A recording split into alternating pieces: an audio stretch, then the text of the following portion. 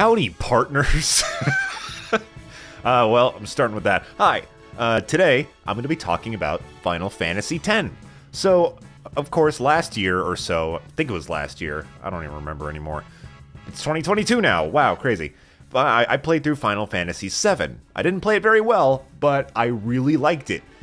And ever since then, I have been really entranced by the Final Fantasy series. How long it is, how diverse it is, how different all the games seem to be, and how, like, every Final Fantasy game, every main numbered Final Fantasy game is someone's favorite. So, that gave me the idea to start kind of a bit of a Final Fantasy marathon in terms of my JRPG list that I tend to go down. So, I'm going to be playing some Final Fantasy games for a while, and I just beat the first game in this marathon. I'm not going in any particular order, and that's Final Fantasy X. This game is super beloved, PlayStation 2 classic, one of the best-selling PlayStation 2 games, and in the pantheon of popular Final Fantasy games, this one really tends to be up there, like along the same lines as games like 7 or 6. People really like to mention Final Fantasy X as one of the best ones. And I played through it. What did I think of it? I liked it. I liked it. I liked it. It's really the best three-word summary I could give for Final Fantasy X. I liked it. For full details, keep watching the stinking video, I guess. So in Final Fantasy X, you play as a nameable character, which is weird, because he is the only nameable character, and this game is fully voiced, which means that everyone just needs to awkwardly walk around the fact that they can't say your name. So, I don't know why. And I named him after his canonical name, like I always do in JRPGs. His name is Titus. He is a sports star from the city of Zanarkand, which, just to start off with, that's a super unique idea for a JRPG protagonist.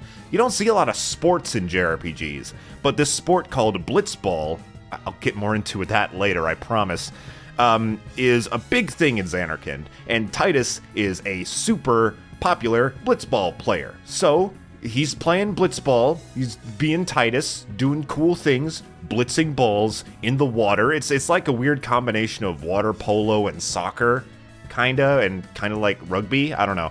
It's interesting, to say the least. I like sports, so this concept immediately kind of grabbed me. When suddenly you meet up with this man named Auron, and this giant fucking ball of water in the sky comes and just starts wrecking shit. You're sucked into it, and you awaken on this mysterious beach. You're found by this tribe of folks on what you find out is the village of, or the island of Besaid, particularly this gentleman named Waka, who also is quite the fan of Blitzball. He has a Blitzball team, apparently a really shitty one. And basically from there, the whole story is trying to figure out where you are and why you're there, because you learn early on that apparently Zanarkand was destroyed 1,000 years ago, and when you tell people you're from Zanarkand, people think you're fucking crazy. So that's a very interesting setup, and it definitely made me interested to see what the hell's going on. I forget if I said this already, you're in the world of Spira. Spira is the name of the world you're in. I'm not sure if it's a planet or whatever. I guess it has to be a planet. It's just not Earth, I suppose. And as you go on, the main conflict that you run into is that there's this massive beast who is the one who destroyed Zanarkand where you're from, named Sin. And Sin is this perpetual beast of mass destruction. He can be stopped, but he always comes back.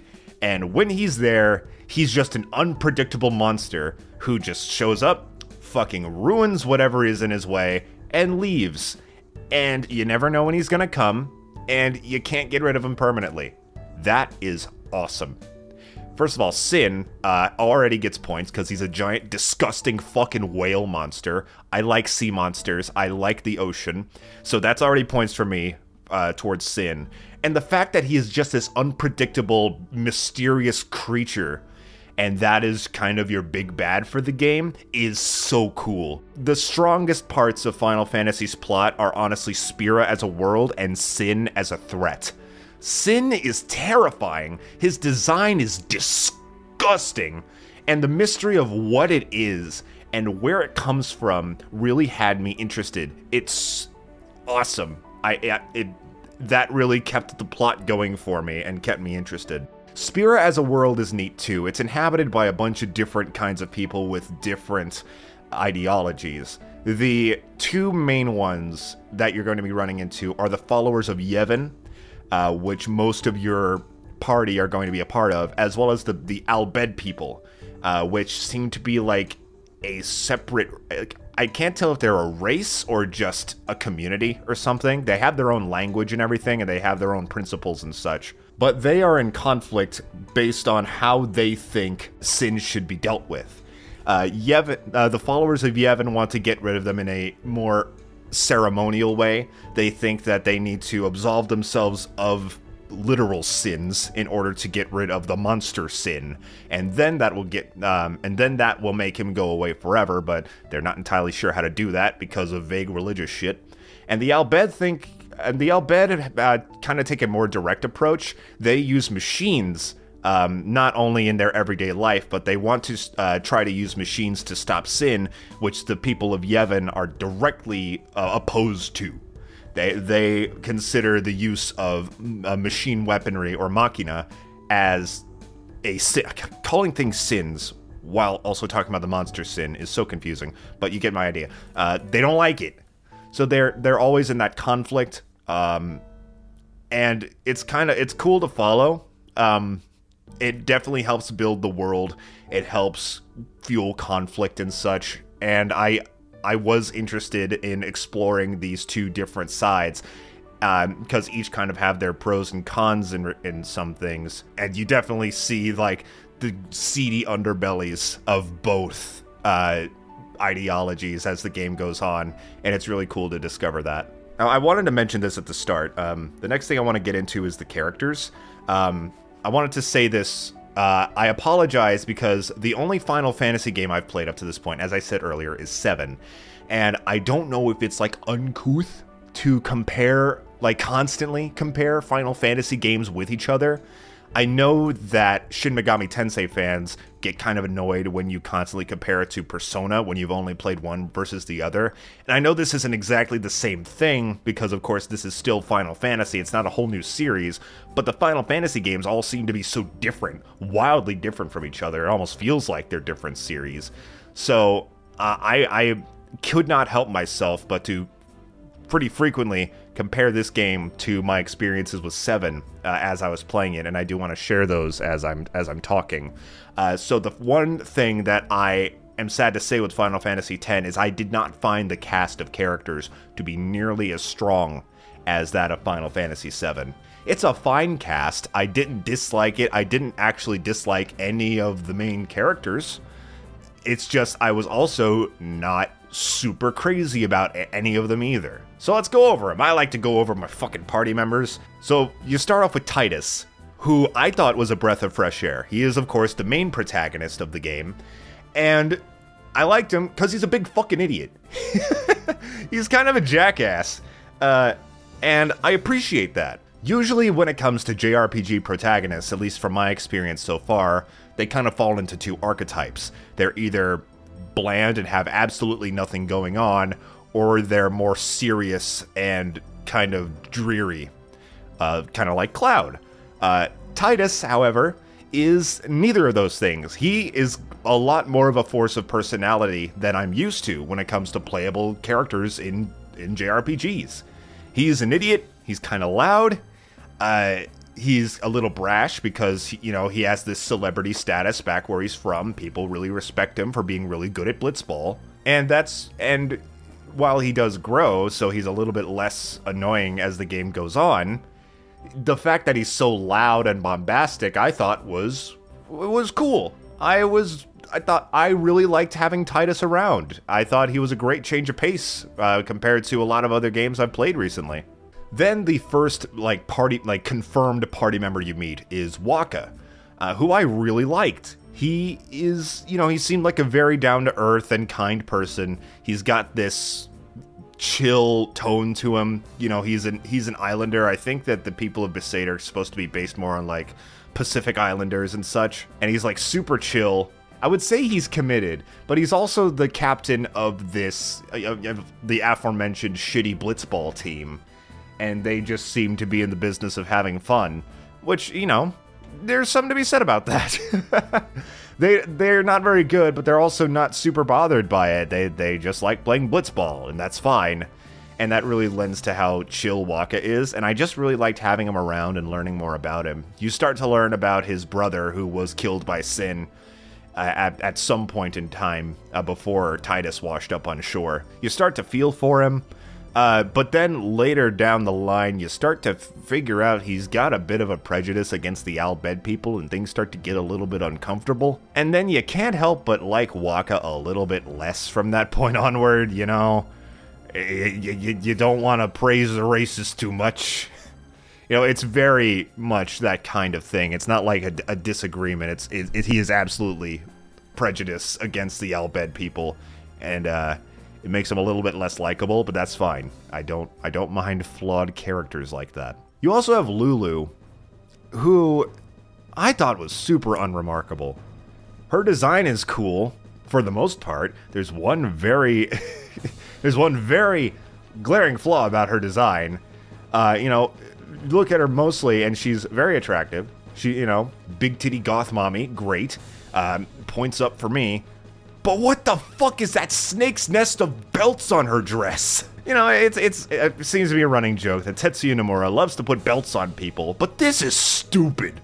Like, I can't even laugh at this design because it's mostly good. There's just that fucking eyesore that is that disgusting nest of belts on the front of her dress. It looks terrible. I hate that. It's so awful to look at, especially since, you know, otherwise Lulu's a, you know, a perfectly attractive looking character. But I can't help but stare at those awful belts. They look awful. They look terrible, and I don't even, like, I don't know what purpose they serve. You know, that's just what I think. You know, they don't need to serve purpose. Like, outfits don't need to be, like, purposeful. They just need to look cool. This doesn't look cool. Genuinely, the snake nest of belts might be one of my least favorite parts about Final Fantasy X. I guess that's a point towards the game. That one of the most notable things that I didn't like was just one aspect of a character's physical design. But, you know. But yeah, anyway, Lulu as a character, she is a bit of a straight man.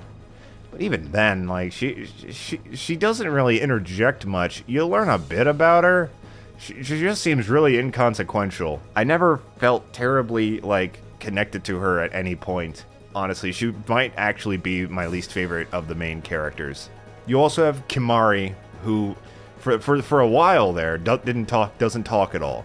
He's this big, he is a Ronso, which is a race of, like, anthropomorphic cat people.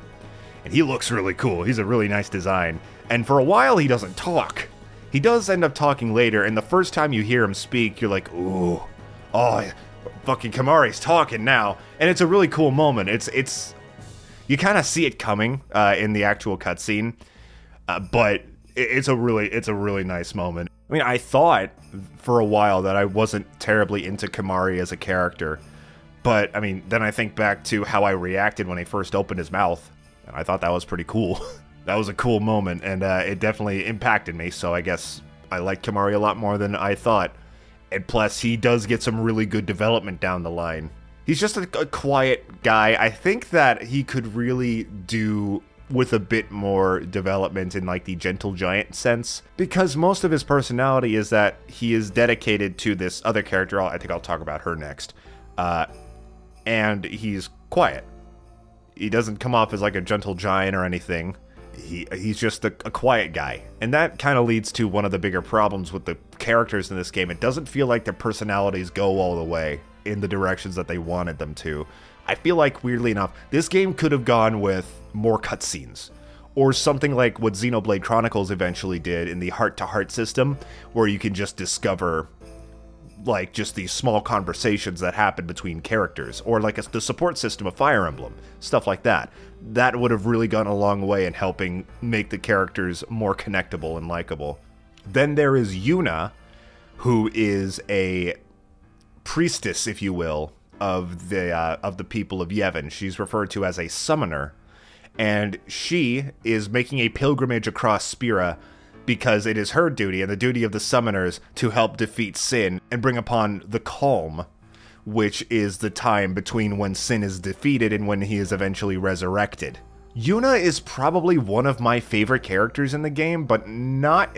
I like her in a way that I'm not used to liking characters, and that's not really a bad thing. The thing about Yoona, she's not really charismatic. I did not find myself... I'm not crazy about Yoona. I don't, like, spend too much time thinking about her or anything. But she is a character you really like to watch grow, and I think that is interesting.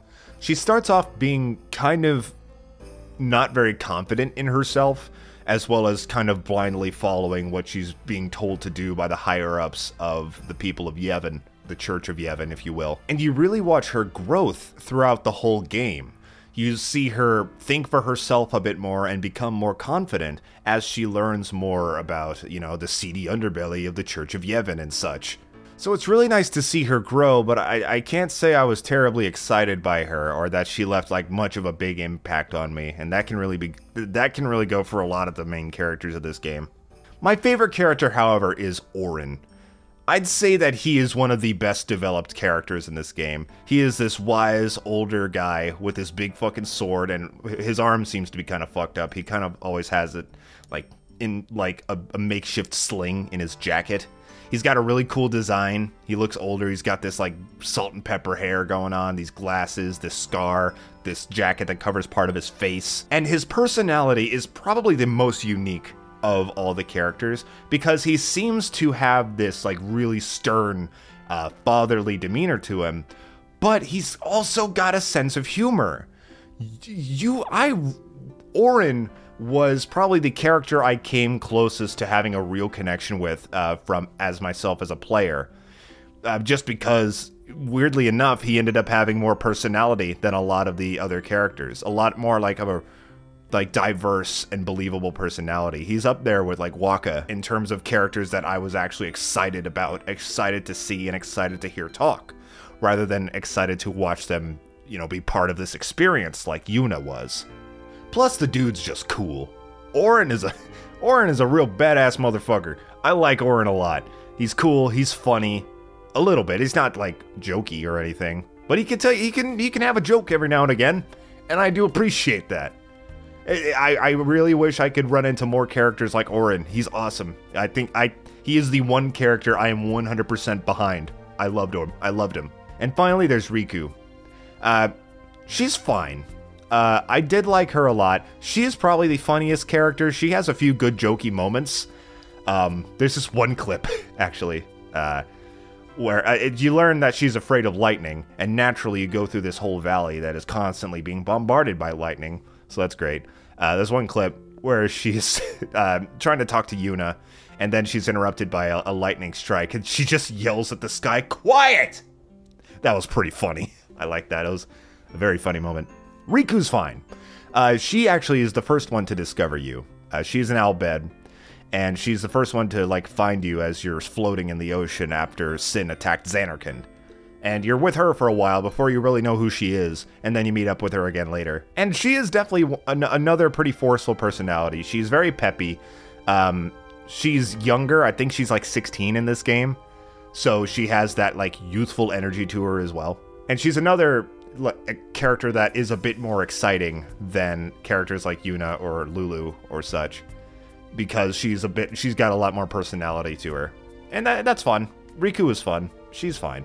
I'm really sorry if my attitude towards these characters feels a little bit dim. This is not a favorite cast of mine in terms of RPGs I've played. I did not feel too strong of a connection toward any of them. Like, compared to my time in Final Fantasy VII, you know, Cloud, Tifa, Barret, Aerith, they're all awesome. I loved every one of those characters. I thought that their personalities really shone through. They were diverse and unique. Tifa's is a little bit bland, I guess, and Cloud, you know, he's kind of another one of those dour JRPG protagonists. But I love them all, and they're all developed really great, and you feel those connections, like, grow with you. I really didn't feel that in Final Fantasy X. You know, I liked all the characters fine. The closest one I came to disliking was Lulu, and even then, she didn't present enough for me to actually dislike. I just felt incredibly neutral towards her. And, you know, the cast is one of the most important parts of a JRPG to me.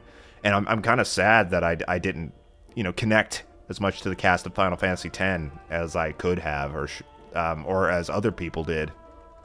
I mentioned this before, but I really wish they spent more time on the interactions between the other characters. You get that a lot between Tidus and Yoona. They end up becoming love interests. Woo. But again, something like the Fire Emblem support system or the Xenoblade Chronicles heart-to-heart system would have helped this game's characters immensely, I think. Just seeing them interact more in, like, maybe a bit of a more casual sense or an off-the-cuff sense would have rocked. A really good example of this. This was a problem in 7 kind of too, so it's not like it's unique to 10. But Yoona and Riku end up becoming really close friends at some point in the game. But you don't really see that happen.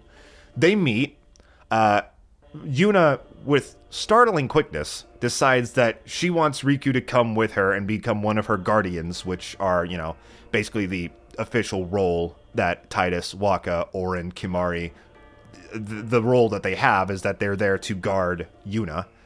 And she wants Riku to come with her, like, within minutes of meeting. And then a few cutscenes later, you know, Riku has this really deep bond with Yoona, and I don't know where it came from. You don't see it build. Maybe it built off camera or something, but they're like total besties. I don't know where that came from. I would have loved to see that more. The character development in this game is really lacking. I'm sorry, man. I was really disappointed in that. Next up, you can't talk about Final Fantasy X without bringing up the voice acting. This game is fully voiced, and for a game this big in 2001, that's incredible. This might be one of the first games of this, in more ways than one, feels like very much a first game of its kind, which might be one of the reasons why the character development isn't so great, is because the scope is so huge. I don't think any game has done this, stuff like this before at this time in history, so I think, you know, this is probably the best you're gonna get without a few more years of innovation behind you. But the fact that they got full voiceovers for this game is great. But are they good? I mean, no, I don't want to say no. I really don't want to say no. But the direction is not good. There are some really awkward moments in this game. I want to address first the meme. The infamous scene that even people who don't know anything about Final Fantasy know about. The scene of Tidus doing this massive belly laugh, just going, ha ha ha ha ha! This, like, very unnatural sounding laugh. I want to tell you right now, in context, it makes a lot more sense. And I was almost a little disappointed by that. I was almost disappointed that that wasn't just, like, shitty 2001 voice acting. There is a reason for that. Like, that is very much on purpose. So, in context, it's funny, because it's supposed to be. Out of context, it's super awkward, but I just wanted to get that out of the way. The voice acting is not that bad. It's not just super unnatural, it's just directed really weird. I don't know if this is true, but I was told the reason for this was that the voice actors were told to match their speaking up with the lip movements of the Japanese voiceovers, which led to a lot of unnatural sounding delivery. The biggest example is one particular line that's said throughout the whole game, and that line is, yes. Just the word yes. Because, you know, in Japanese, yes is hai. You know, they're both one syllable, but one could agree it takes ever so slightly more time to say the word yes than it would take to say the word hai. So, as a result, whenever anyone just says the word yes, they say it super fast at every point in the game, and it's kind of funny. Like, whenever anyone has to say, like, yes, they just go, yes, yes, yes, yes, yes, yes, yes, yes, yes. And you get every now and again these lines that are delivered way faster than you think they should be. Some of them are confusing because if the lip flap things are true, a lot of the times this happened when the character's back is turned to the camera. Like, you could probably get away with speaking a little bit longer than the mouth is actually moving, considering you're not actually seeing the mouth move. And I really, really, really wish I could say that the awkward voice acting did not take me out of the story, but early on, it really did. The world of Spira and Sin as a threat are awesome, but the awkward line delivery made it a little bit difficult to take the story seriously. It gets better as the story goes on. I think that the voice acting gets, progressively better the later in the game you get, oddly enough. But man, it's really weird. It's very odd. And the game does not have a Japanese voiceover option, which I played the remaster. I feel like that would have been a really cool feature and a really appreciated feature, because I'm not the only one who thinks the voice acting in this game is weird. I feel like the remaster, if they added an option for Japanese voiceovers in the Western release, I feel like that would have been a widely appreciated option, and I would have taken it personally. And the really disappointing part about the voice acting is it's absolutely not. Like, absolutely not because the voice actors aren't talented. Far from it. Holy shit. This is like an all-star voice cast. Like, if you name a prominent voice actor, English voice actor that is, that was active around the time this game came out, there's a really good chance they are in this game. Like, name James Arnold Taylor is Titus, John DiMaggio is Waka and Kimari, Tara Strong is Riku, Tom Kenny plays a few characters, Cree Summer, Candy Milo, Greg Berger, Debbie Derryberry. There's so many really recognizable voice actors in this game, and it kills me that the direction was so weird. Because this is an incredible cast. Like, really, really well-known, talented, incredibly, probably expensive, honestly, voice actors. Fucking John DiMaggio, Tom Kenny, Tara Strong, they do so much shit. And it's so crazy that they got so many. I guess that's just that Final Fantasy VII money they were still making at the time, I guess. Because, I mean, this isn't in my notes, but I want to just discuss it real quick. It's really satisfying when a game is a smash hit, and you very much see that that money going directly into the sequels. Like, compare the cutscenes of Final Fantasy VII, like the CGI cutscenes, to Final Fantasy VIII. You see a massive improvement there, and it kind of seems to have just kept getting better and better as the series went on. The CGI cutscenes in 10 look kind of, uncanny valley. There's just something off about them, mostly in the faces of the males. They have these, like, weird bug eyes, and it's really uncomfortable. And the animations are a little odd. But, I mean, they're still better than 7. 7 CGI cutscenes were not good. The graphics as a whole, I just want to point out, this must have blown some minds in 2001. This is a good-looking game. I think it actually holds up pretty well. Again, I was playing the HD remaster on the Switch, which, of course, up-resed things and maybe made some textures cleaner. But the game looks really nice. Again, some things have definitely aged. The unimportant NPC characters look a lot blockier, and their faces aren't as expressive, of course. But the main characters look great. Even though Titus's lips, I don't know, man. Those lips, they make me really uncomfortable. They're so defined, and their color is so dark. It's so gross. I don't like looking at Titus's lips. Other than that, the game looks really good for the time. And here I thought I didn't have a lot to talk about with this game. Anyway, time for the gameplay. It's different. First of all, it is not an active battle system, which I welcome. I welcome that after playing Chrono Trigger and that system kind of stressing me out. It goes back to the classic, turn-based system with one big change. And that is the fact that you can swap out party members whenever you want. Of course, you can only have 3 out at a time, but you can swap out any other party members when you want. Which, I mean, that's not unique on its own. I played Dragon Quest XI recently, and that game has that too.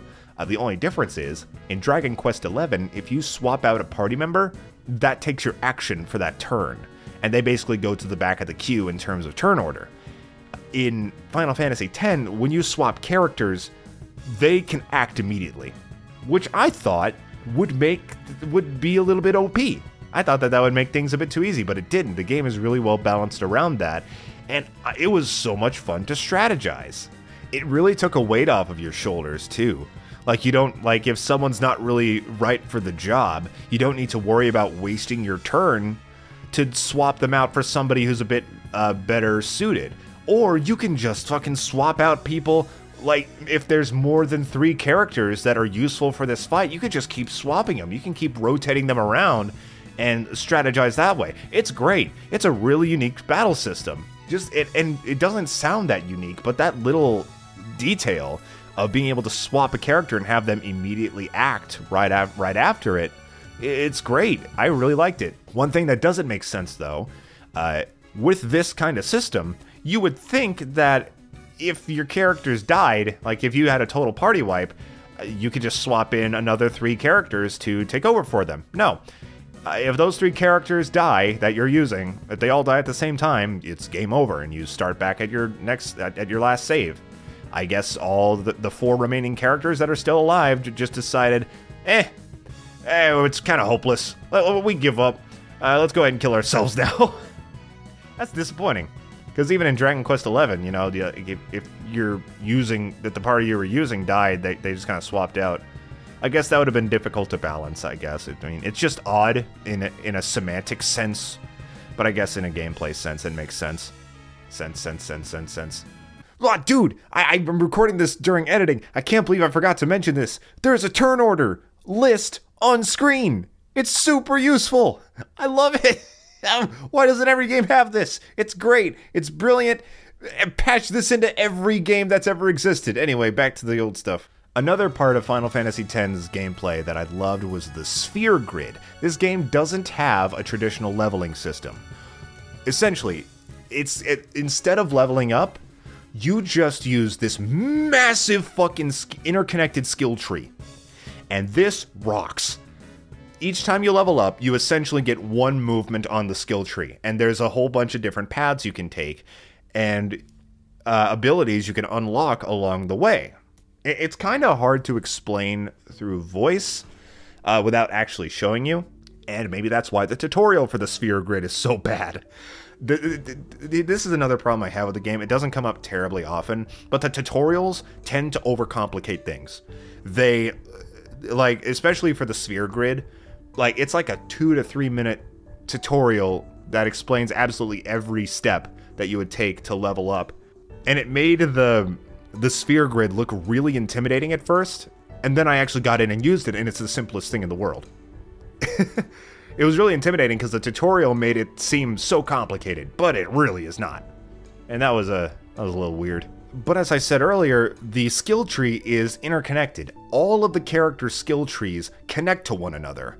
So you get to points where you can, like, use a particular item that you get throughout the game to get past this blocked off area of the skill tree, and you can wander around the skill tree of another character and learn their abilities and adopt them. So you can basically make any character have whatever abilities you want once you get the proper items and get far enough in the game and get enough levels, which is insane. This feels like a game where a smarter man than I could just fucking break it over their knee. Holy sh! This probably could lead to so many busted ass techniques that I couldn't even think of, or I wouldn't have the patience to actually implement.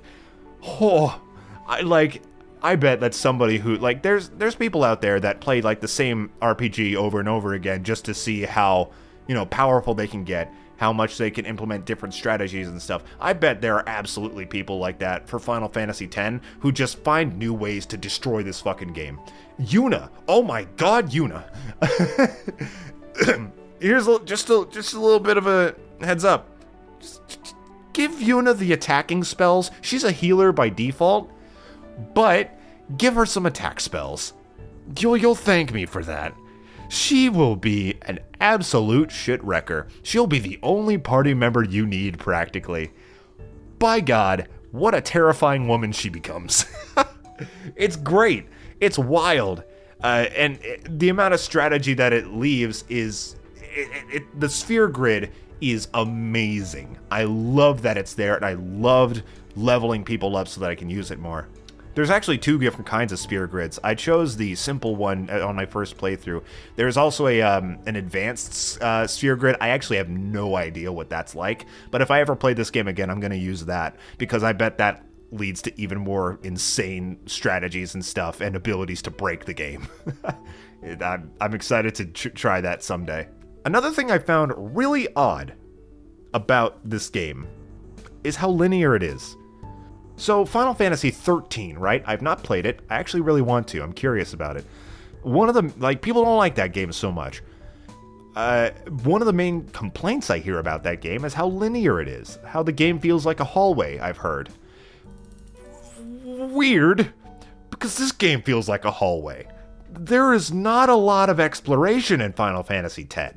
You get this little mini-map in the top left corner of your screen, which is very helpful, in terms of figuring out where to go, because the whole world is, you know, fully rendered in 3D for the most part, but every now and again you get like a Final Fantasy VII moment where you're not sure where you can walk and where you can't. Essentially, the only exploration there is if you see like a little indent in the minimap, walk over there, there's probably a treasure chest. That's it. The whole game feels like a straight line, which I didn't mind so much, because I can't say that it hurt my enjoyment of the game at all. I don't think it's a complaint. It's just, if this game that's so beloved is so linear, then I'm terrified to see how linear Final Fantasy 13 is, when that seems to be a direct complaint about that game. Like, yeesh. How bad is that? How, like... Is it like Pokemon Sword and Shield, where like you would be able to explore, but you're just stopped constantly? Golly, I'm terrified to find out, but I will someday. I'm absolutely gonna play Final Fantasy 13 one day. So I guess we should talk about Blitzball, huh? Blitzball is not just a plot point for Tidus's character. You can play Blitzball at any point in the game after a certain point. After a certain story beat, every single save point that you reach will give you 3 options. Save, cancel, play Blitzball. That's really funny, just to start with. Imagine like any other game. It's like every save point, you can either save your game or go play a game of fucking hockey. It's just like out of like I don't even, it's just funny, okay? It's just funny that that's a thing. Did I ever do that, though? Did I play Blitzball? It's technically optional. Did I play it? No. No, I didn't.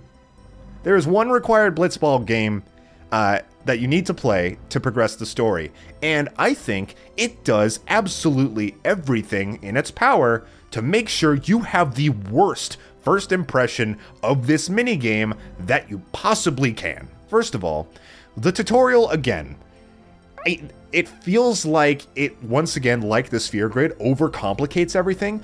The only difference is I figured out the sphere grid pretty quickly.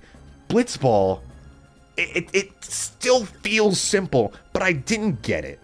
Like it took a fair bit into the game, into the first like literal game of Blitzball that you play, for me to start understanding what I'm supposed to be doing. And then I understood it, but it didn't matter. Because you play as the Besaid Aurochs, which are the aforementioned shit team. The plot at the point is that Tidus kind of came in and gave the team a kick in the pants and kind of made them more focused on actually winning games. And they do win their first game. You don't play in it, but they win. So that gives everybody hope, like, oh, we're in the finals now. We could become Blitzball champions. That'll be great. So it would make sense to be like, oh, hey, they're going to come in, it'll be a feel-good moment, they're going to win their first game, and then later on you can, you know, take your time and build them up to another championship, play some more games, and win some more Blitzball games, you know? No. The Aurochs are awful. They're terrible players. And and because of that, I learned it is possible, but incredibly difficult to win that first game of Blitzball. You're expected to lose. Why would you do that? I don't get it. I really don't. It would be like, I guess it wouldn't make sense if you came in said, rah rah, here we go, and then suddenly the Aurochs can beat the best Blitzball players in Spira. But it would have been a cool moment, and it would have made you want to play Blitzball more. I didn't want to play Blitzball more after that. It sucked. I had no fun in that first game because my players were terrible and I had no idea what I was doing, and I didn't have the opportunity to learn what I was doing because everything I tried, even once I started to understand it, didn't work because my players sucked. I don't understand this design choice. Why would you make your first experience playing this minigame that you can play whenever you want, and there's some really, really, really good items you can get from playing it? Why would you make it feel so miserable? And I like sports. I am a sports fan. I was really excited to actually try this. When they introduced Blitzball at the start of the game, I was like, oh god, I hope I can play that. I really hope, because it looks like a cool sport. Swimming around the water, throwing balls, and like scoring goals and stuff. That looks like a hoot. But no, it's not a hoot. It's a poot. Just came up with that one. What'd you think? Is it more fun when you get better players? Probably it is. It almost certainly is. And I actually intended on doing that. I read because I was just so curious, because I hated my first experience playing Blitzball so much. I looked up like, hey, is this normal? Am I just really bad? And it's like, no, the first match is almost impossible to win because your players are so bad. But I also heard that, you know, there's some extremely good items that you can get from playing Blitzball. And I know I missed a lot of really good items in Final Fantasy VII, and I really didn't want to make that same mistake again with this game. So I was worried that in order to have any chance of beating the game, I would need to play a shitload of Blitzball. But then they were like, no, you really don't need to focus on it until this later point in the game, where you're basically just kind of doing cleanup stuff. It's essentially just like the gap between the end of the main real story and your lead up to the final boss. At that point, that is the only time you really need to start worrying about Blitzball. And I got to that point. I was doing the busy work needed to get some of the better weapons in the game and fully power them up, which I'll get to in a second. I think that'll be my last point. And I was like, I'm 45 hours in, man. I want to finish this game. I'm right here at the end. I don't want to spend another several hours playing this, like, weird fucking sport minigame. I just don't. And I didn't. So, maybe next time I play the game, which I don't know when that'll be, probably years from now, I'll give Blitzball a fair shake. But the design choice to make the first game unwinnable nearly and make it so miserable, I cannot imagine what they were thinking there. Like, not just from a plot point too, like having the Aurochs win that game would have been a really great feel-good moment for Titus, for Waka, for the team, but they chose to forego it for, like, realism? For you to not just, like, come in and make everybody great? I don't know, they won one game. Before Titus came, they went, I think they said in the game, 10 years without winning a single official Blitzball game. You know what, why not make it 2? Why not make it 2 games? I think it would have been, it would have left a better taste in my mouth. But, so be it, I guess. I'm just glad I don't think I'm alone with Blitzball. It seems really split on people who love Blitzball and people who hate Blitzball. I guess I'm on the hate side, but I mean, again, I didn't give it a fair shake, but neither did the game, so here we are. I hope I don't get, like, angry emails and death threats about not liking Blitzball or not being fair to Blitzball, but I don't care, man. I just wanted to play Final Fantasy X, okay? So the busy work I was talking about earlier, this is pretty late in the game, but every character has a celestial weapon. I absolutely used a guide to figure out how to get them. I have no idea how I would have figured it out on my own. This is still that, you know, this is still an old game. It's got that old kind of cryptic design philosophy that older RPGs had, which, you know, it's just a sign of the times. I can't really fault the game for that too much. Using a guide did make it a lot more fun.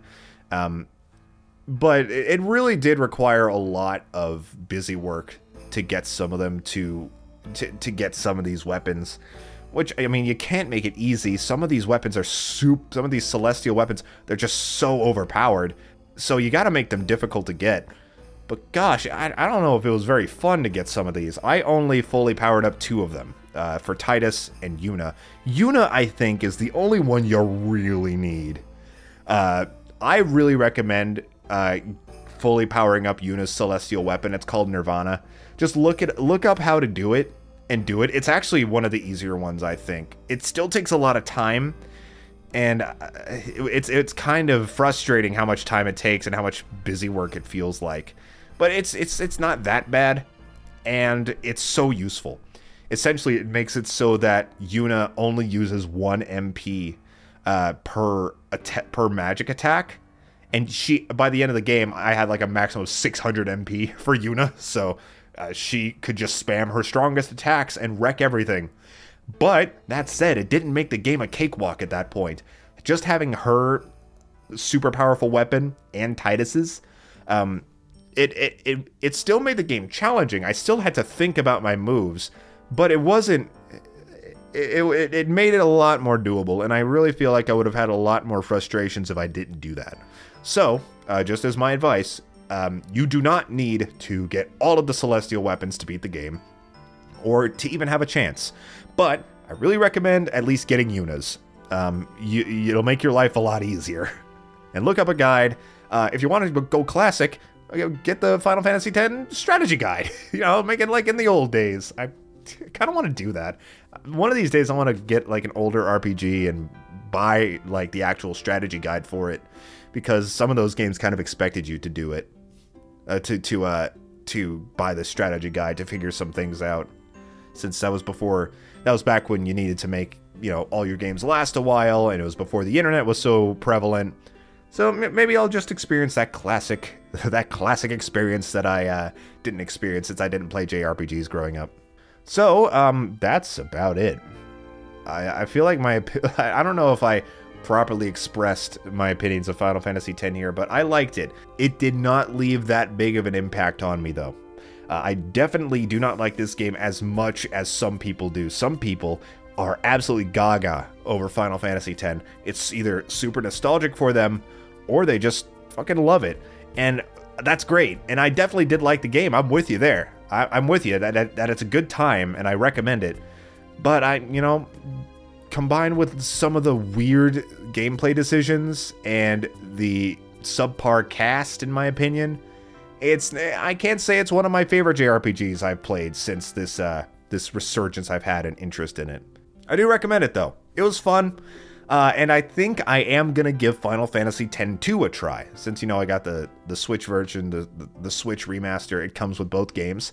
Opinions seem to be more mixed on X-2, but I'm willing to give it a try. But I'm also open to the idea of quitting it if I'm not really having a good time. So my next video will either be on Final Fantasy X-2 or another Final Fantasy game.